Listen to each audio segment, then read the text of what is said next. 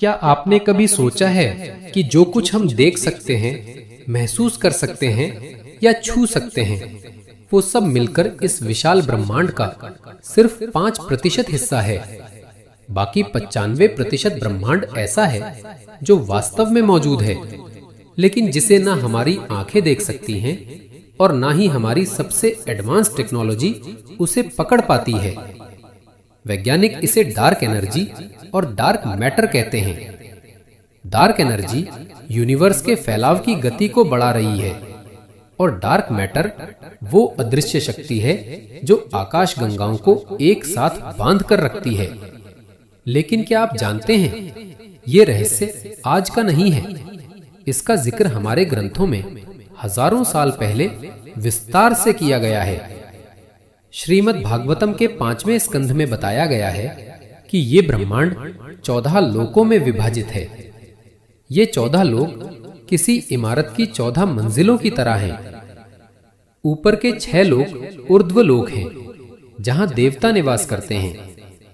बीच का लोक मध्य लोक है, जिसमें हमारी पृथ्वी आती है, और नीचे के 7 लोक अधोलोक कहलाते हैं। सबसे नीचे है पाताल लोक, जिसे नागलोक भी कहा जाता है।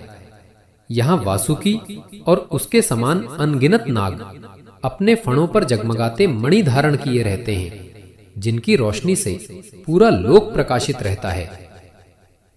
पाताल के ऊपर है रसातल लोक, जहाँ कश्यप मुनि की पत्नी दीति और धनु की संतानें यानी दैत्य और दानव रहते हैं। ये शक्तिशाली प्राणी सिर्फ भगवान विष्णु के सुदर्शन चक्र से ही भयभीत होते हैं। रसातल के ऊपर है महातल लोक, जहां कश्यप और कद्रु की संतानें तक्षक, कालिया, शेषनाग जैसे महान सर्प निवास करते हैं। इनके ऊपर है तलातल लोक, जहां शिव भक्तमय दानव अपनी मायावी शक्तियों से विभिन्न सिद्धियां अर्जित करता है। तलातल के ऊपर है सूतल लोक। यह वही स्थान है जहां बलि महाराज निवास करते हैं, जिनकी रक्षा स्वयं वामन भगवान करते हैं। सूतल का वैभव देवराज इंद्र के स्वर्ग से भी कई गुना अधिक बताया गया है। सूतल के ऊपर है वितल लोक, जहां भगवान शिव और माता पार्वती अपने गणों के साथ निवास करते हैं। यहाँ हाटक नाम का स्वर्ण निरंतर उत्पन्न होता रहता है। और वितल के ऊपर है आताल लोक, जहां मय दानव का पुत्र बल दानव शासन करता है, जिसके पास 96 प्रकार की अद्भुत मायावी शक्तियां हैं। इन 7 अधोलोकों के ऊपर है भूलोक, यानी हमारी पृथ्वी। पृथ्वी जिस भूमंडल में स्थित है उसे जम्बू द्वीप कहा गया है, और जम्बू द्वीप के दक्षिण भाग में स्थित है भारतवर्ष। ये वही स्थान है जहां मनुष्य जन्म लेकर अपने कर्मों का फल भोगता है और मोक्ष की ओर अग्रसर होता है। भूलोक के ऊपर है भुवरलोक, जहां देवता, गंधर्व, चारण और विद्याधर जैसे सेलेस्टियल जीव निवास करते हैं। इसके ऊपर है स्वर्लोक, जिसे स्वर्गलोक कहा गया है, जहां पुण्यात्माएं अपने शुभ कर्मों का फल भोगती हैं। स्वर्लोक के ऊपर है महरलोक, जहां भृगु जैसे महान ऋषि निवास करते हैं। महरलोक के ऊपर जनलोक है, जहां सिर्फ महान मुनि और ऋषि ही रह सकते हैं। जनलोक के ऊपर तपोलोक है, जहां वे आत्माएं जाती हैं जिन्होंने कठिन तपस्या से स्वयं को शुद्ध किया। और सबसे ऊपर है सत्यलोक या ब्रह्मलोक, जहां स्वयं ब्रह्मा जी निवास करते हैं। इन 14 लोकों के ऊपर ध्रुव लोक स्थित है, जो इस ब्रह्मांड का ध्रुव केंद्र है। यही ध्रुव तारा है जो कभी नहीं बदलता। वहां क्षीरोदक्षाई विष्णु अनंत शेष पर विश्राम करते हैं। जब ब्रह्मा जी का एक दिन समाप्त होता है और ब्रह्मांड में आंशिक प्रलय होता है, तब सत्यलोक से नीचे के सभी लोग गर्भोदक सागर में विलीन हो जाते हैं। लेकिन ध्रुवलोक वो नष्ट नहीं होता, क्योंकि वो इस ब्रह्मांड के भीतर ही वैकुंठ का एक अंश है।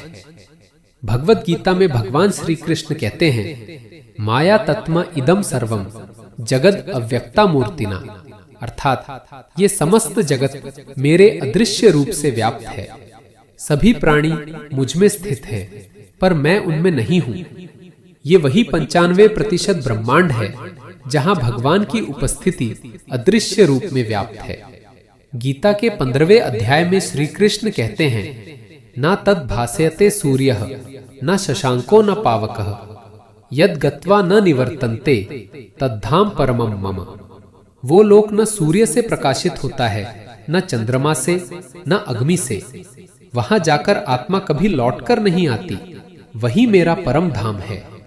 इसका अर्थ ये है कि वो दिव्य लोक जिसे विज्ञान आज डार्क यूनिवर्स कहता है, वास्तव में भगवान का स्वयं का लोक है, परम सत्य का क्षेत्र। वहां तक केवल वही आत्मा पहुंच सकती है जो सत्व गुण से परिपूर्ण हो, जिसका मन निर्मल हो और जिसने भगवान की भक्ति से अपने अहंकार का अंत कर दिया हो। हम मनुष्य इस दृश्य जगत में जो कुछ देखते हैं वो सिर्फ बाहरी परत है। इसके भीतर अनगिनत अदृश्य जगत, लोक और आयाम हैं, जिनका संचालन स्वयं परमात्मा करते हैं।